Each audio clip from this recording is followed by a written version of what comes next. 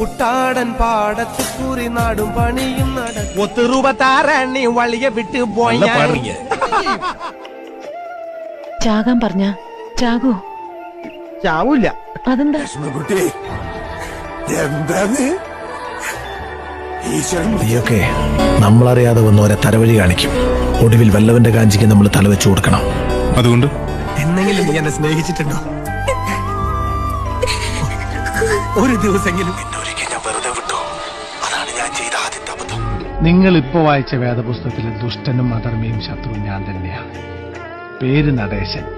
വെറുതെ മിഴിയടച്ചാൽ മുന്നിൽ വന്നു നിൽക്കും കുളിരും ചെറുകാറ്റായി കാതിൽ മെല്ലെ മൂളും. പ്രേമിച്ചു പ്രേമിച്ചു നിന്നെ ഞാനൊരു